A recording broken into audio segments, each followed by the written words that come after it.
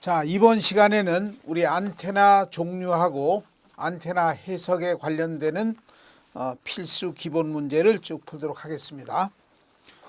자, 우선 여기 나와 있는 안테나는 우선 기본 안테나 있죠. 시험 문제는 4분의 1 접지 안테나, 또 2분의 1 파장 안테나, 이런 것들이 우선 기본적으로 정리가 돼야 되고, 또 우리 주변에 우리하고 가장 밀접한 안테나들이 있죠. 이런 것들 위주로만 시험 문제가 출제가 되겠습니다. 자, 이렇게 해서 문제를 보겠습니다. 자, 1번부터 4번까지는 4분의 1 파장 접지 안테나에 관련되는 겁니다.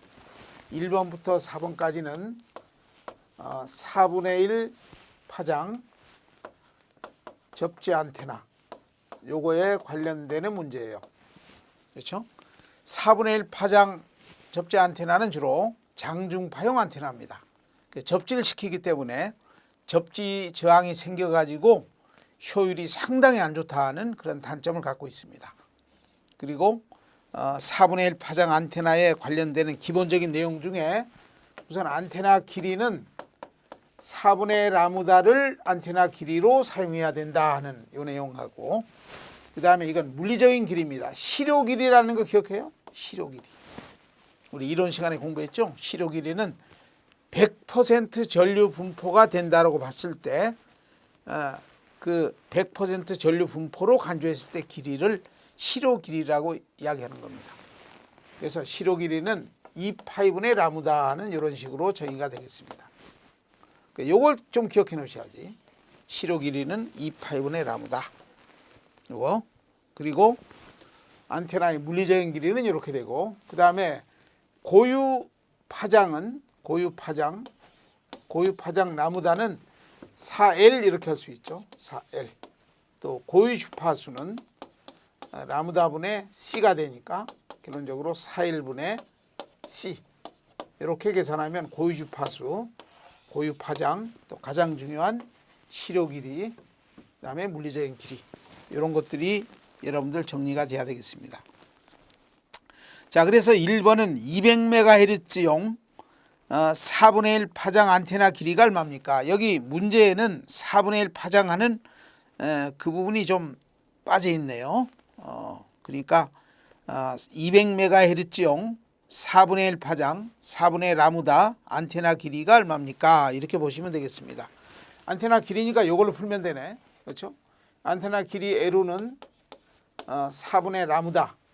라무다는 F분의 C로 풀어야죠. F분의 C. 라무다는 F분의 C다. 이렇게 해야 됩니다. 이렇게 하면은 요놈은 4F분의 C가 되죠.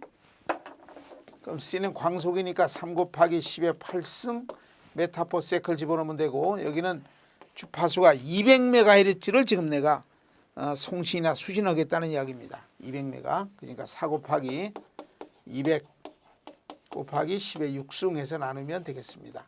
이렇게. 여러분들 해보세요. 이건 쉬운 거니까. 그러면 1번은 4번이 나옵니다. 자, 이번에 길이가 20m가 되는 수직 공중선. 수직 공중선이 수직 접지 안테나를 이야기하는 겁니다. 4분의 접지 안테나.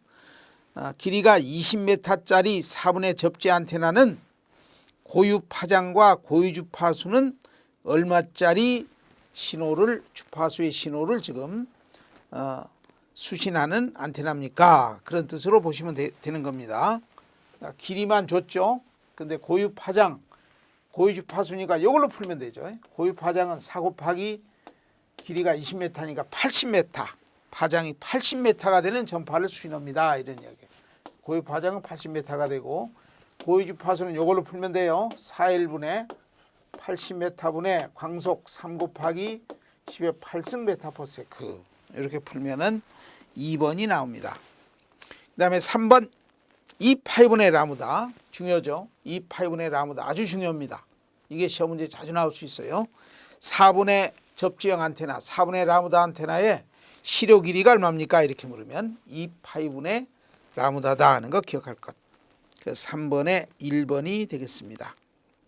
자, 4번에 수직 접지 안테나로 어떤 신호를 수신했다. 그럼 수신했다 그러면 뭐 전장과 자장이 형성돼서 들어왔다는 말 아니에요? 우리 대표는 전개 강도 세기를 우리 전파 세기로 보는 거니까 전개가 이제는 수신 안테나로 들어왔다. 그렇죠? 그래가지고 결론적으로 형성이 되는 전압, 만들어진 전압이 결론적으로 수신 전압이 되겠습니다. 그러니까 4번은 안테나의 수신 전압, 그렇지? 수신 전압이 얼마입니까? 이 말이지. 그러니까 수신 전개 강도를 줬으니까, 그렇죠? 수신 전개 강도를 줬으니까 그 전개 강도 가지고 이제 만들어진 전압으로 환산하는 겁니다. 수신 유도 전압이 얼마입니까? 그랬으니까 4번에 자 V 코로 ED 하는 공식 있죠? V 코로 ED, V 코로 ED. 근데 ED 하는 거리 대신에 시료 길이 이렇게 쓰면 되는 겁니다. 그렇지?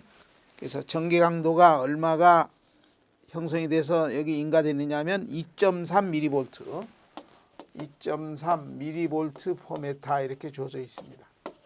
근데 시료 길이는 계산해야 돼. 2파이분의 라무다 계산해야 돼요. 그럼 라무다는 F분의 C죠. 이건 F분의 C니까. 결론은 2파이 F분의 C 이렇게 하면 되겠네요. C는 광속이니까 3 곱하기 10의 8승 메타퍼세크에 2파이 곱하기 주파수가 얼마예요? 주파수는 3메가. 3메가니까 3 곱하기 10의 6승. 이거 꼭 계산해 보셔야 돼. 그러면 시료 길이가 나옵니다. 이거 곱하기 시료 길이 쏙 집어넣으면 수신 전압이 환산이 되겠습니다. 그러면 4번이 됩니다. 4번. 자, 5번하고 6번은 4분의 파장이 아니라 4분의 1 라무다가 아니고 이것은 2분의 라무다. 반파장 다이폴 안테나입니다. 2분의 라무다. 자, 이게 물리적인 길이고 그다음에 시료 길이는 요거의 2배가 됩니다. 2배가 돼. 그러니까 2파이분의 라무다가 아니고 파이분의 라무다 이렇게 돼요. 그 다음에 어떤 안테나 길이 줬을 때 고유주파수 고유파장이 얼마입니까? 고유파장이 얼마입니까? 그러면 요거 분모하고 L과 2를 곱하면 2L입니다. 이러면 되고 고유주파수가 얼마입니까? 이렇게 물으면 F는 라무다분의 C니까 2L분의 C로 풀면 되겠습니다. 근데 요게 중요하죠? 시료 길이는 파이분의 라무다. 중요해요. 자, 그러면 5번은 60MHz의 반파장 다이폴 안테나의 시료 길이가 얼마입니까? 시료 길이를 딱 물었네. 요거. 그렇죠? 요거니까 파장은 F분의 C 아니에요? F분의 C. 이렇게 해놓고 파이는 분모 있는 거니까 이렇게 하면 됩니다. 그럼 C는 광속이니까 3 곱하기 10의 8승 나누기 F는 60메가예요. 60메가. 60메가니까 60 곱하기 10의 6승 해놓고 파이. 이렇게 3.14 집어넣어서 꼭 계산해 보셔야 됩니다. 그래서 계산하면 3번이 나옵니다. 그 다음에 6번도 아까와 비슷하네요. 수신 단자 전압, 유도 전압이 얼마입니까? 아까 V코로 ED 하는 식으로 풀면 되지. V코로 ED 하는 식 있죠. 이 D 거리 대신에 시료 길이를 쓰면 되는 겁니다. 근데 시료 길이는 파이분의 라무다예요. 파이분의 라무다. 그렇죠? 파장이 10m, 전기 강도가 5mV/m 주어져 있네. 5mV/m 주어져 있고 곱하기 파장. 이거 주어져 있네. 이건 더 쉽네. 파이분의 10. 파이분의 10m. 아주 쉽게 풀어낼 수 있습니다. 그러면 16이 나오겠네. 16. 그렇죠? 파이분의 10m니까. 그럼 미리 대신에 단위는 미리볼트가 되겠죠. 그러면 파이분의 50. 3.14니까 뭐 3분의 50 한다든지 뭐 나오겠죠. 그럼 뭐 아마 한 16m쯤 3번이 답이 되겠습니다. 자, 7번, 8번. 자, 7번은 무지향성 안테나는 어느 방향이든 지향계수가 동일한 안테나입니다. 그때는 무지향성 안테나는 지향계수를 1로 본다고 했죠. 2번이 답입니다. 자, 그 다음 8번. 높이가 100m인 송신 안테나로부터 TV 전파를 쏘았다. 발사했다. 그래서 수신 안테나 높이가 25m짜리를 세웠다. 그러면 시청 가능한 거리는 어떻게 되느냐? 그러니까 TV 방송은 VHF 전파를 쓰는 겁니다. 그럼 VHF 전파의 통달 거리는 기하학적인 거리보다는 더 멀리 간다고 했죠. 굴절률이 다른 여러 층들이 겹겹이 쌓여 있기 때문에 대립권층은 전파가 더 멀리 간다. 그래서 VHF 전파 특성 중에 통달 거리는 D는 4.11 루트 H1 플러스 루트 H2 이렇게 된다고 했습니다. 요거의 수신 안테나, 송신 안테나 높이 집어넣으면 되겠습니다. 쉬운 거죠. 이건 3번이 됩니다. 자, 9번의 안테나 이득 중요합니다. 안테나 이득. 자, 안테나 이득을 표현할 때 기준 안테나를 뭘 쓰느냐에 따라서 안테나 이득을 우리가 이렇게 구분해서 우리가 측정할 때 쓰이는 겁니다. 자, 절대 이득이라는 게 있고, 그다음에 상대 이득이라는 게 있고, 그다음에 지상 이득이라는 게 있습니다. 자, 이 중에 가장 우리가 많이 사용하는 상대 이득은 2분의 라무다 안테나, 반파장 다이폴 안테나를 기준 안테나로 쓰는 겁니다. 이것을 기준 안테나로. 그리고 절대 안테나는요, 등방성 안테나 있죠. 어느 방향이든 공 모양의 어떤 지향성을 갖고 있는 안테나, 등방성 안테나를 기준 안테나로 사용하는 겁니다. 그다음에 지상이득이라는 것은 어떤 짧은 길이의 4분의 라무다 접지형 안테나를 기준 안테나로 쓰는 겁니다. 그래서 이것은 주로 주파수가 낮은 주로 접지형 안테나 이득 산정할 때 주로 사용하는 거예요. 접지형 안테나, 주파수가 낮은 장중파 안테나 이득 계산할 때 그 말이죠. 지상 이득을 주로 쓴다. 접지형 안테나의 이득을 측정할 때 주로 사용이 되고, 요거는 선형 안테나, 반파장 안테나가 선형 안테나의 표준 안테나예요.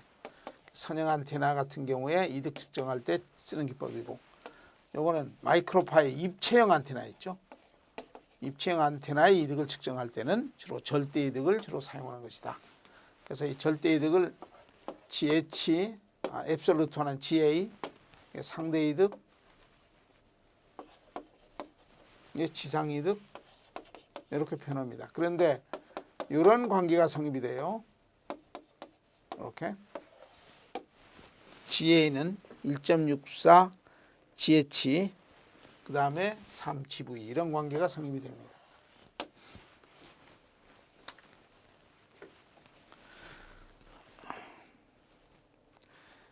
자, 이렇게 해서 9번에 잘못되어 있는 것은 2번이 틀렸습니다. 절대이득은 반파장 안테나를 기준 안테나로 사용한다. 틀렸습니다. 등방성 안테나를 기준 안테나로 사용한다. 그래야 맞는 겁니다. 그 나머지는 다 옳은 표현이에요. 그 다음에 10번에 안테나 이득에 대한 설명으로 옳은 것. 안테나 이득 설명 중에 옳은 것은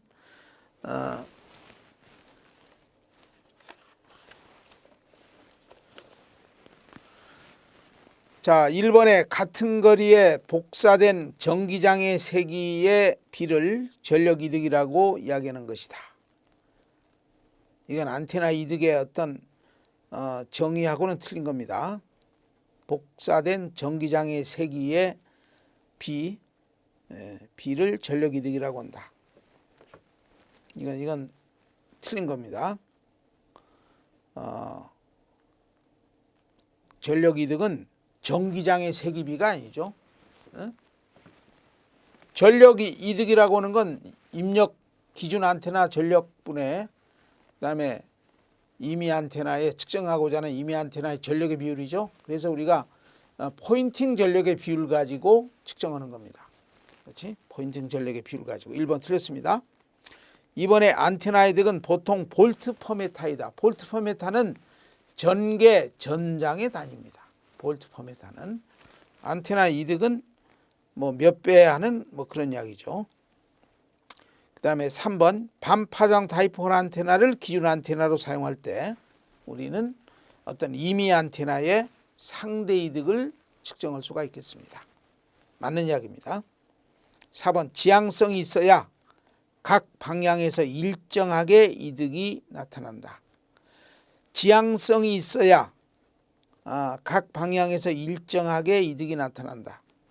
근데 무지향성 안테나도 있어요. 꼭 지향성만 있는 안테나가 아니지. 무지향성 안테나도 있잖아요. 그렇죠? 그래서 무지향성 안테나는 안테나 지향 개수가 1이 되는 겁니다. 그러니까 꼭 안테나 이득을 측정할 때 지향성만 있어야 된다. 그건 아니다 이 말이죠. 지향성이 있어야 이득이 나타난다 하는 것은 지향성이 없어도 이득이 나타난다라고 해야지. 그렇죠? 그래서 10번은 3번입니다. 11번에 안테나에 반사판을 달아주는 이유는요. 어떤 전파가 싹 들어오면 반사판이 딱 반사시켜서 원하는 쪽으로 팍 전파를 몰아주는 겁니다. 전파를 몰아주는 역할을 하는 거예요. 반사판이. 그러니까 지향성을 좋게 하는 겁니다. 그러니까 반사판을 쓰는 이유가 뭡니까? 이렇게 물으면 전파를 특정한 방향으로 몰아주는 것. 즉 지향성을 좋게 하기 위한 용도가 바로 반사판, 반사기의 용도다 하는 걸 기억할 것. 그러니까 11번은 1번입니다. 그 다음에 안테나에 복사 저항도 주어져 있고 손실 저항도 주어져 있습니다.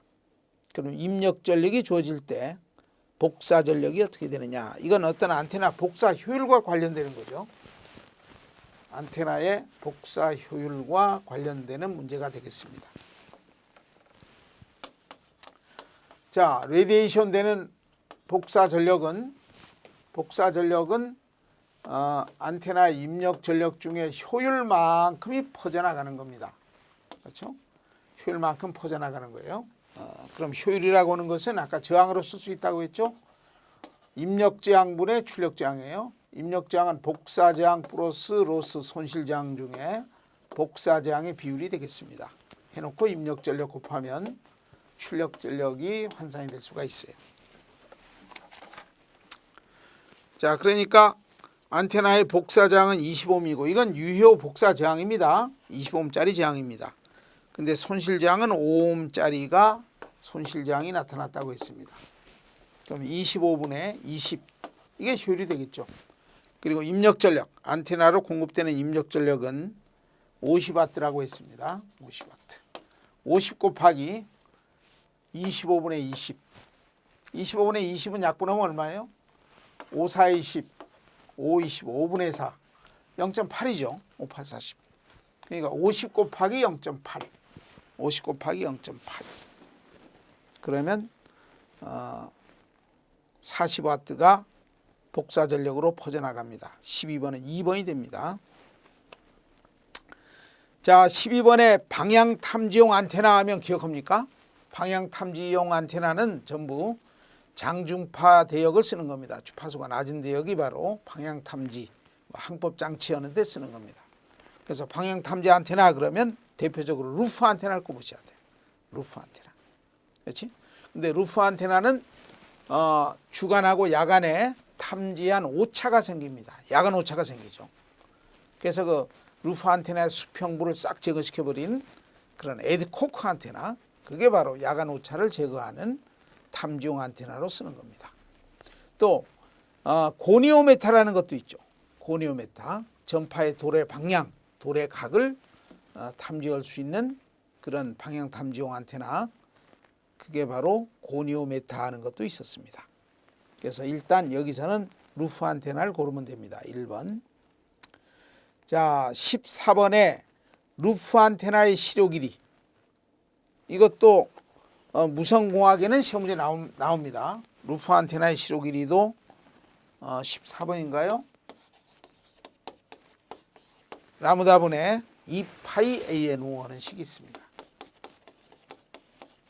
보통 수직접지 안테나는 2파이분의 라무다 이렇게 돼 있고 반파장 다이폴 안테나는 파이분의 라무다 이렇게 됐습니다. 이거는 뭐 더 중요한 필수예요. 이것도 무선공학 시험에는 기출문제로 나오는 문제입니다. 루프 안테나의 시료 길이는 라무다분의 2파이 ANU. 이것을 기억해 줘야 되겠습니다. 14번에 1번입니다. 15번에 빔 안테나의 특징이 아닌 것. 빔 안테나. 여러분들 빔 안테나라고 하는 것은 반파장 안테나를 이렇게 종횡으로 여러 개 어레이 형태로 만들어 놓은 겁니다. 그래서 이 빔의 개수가 많으면 많을수록 NU의 제곱배로 굉장히 이득이 높아지는 겁니다.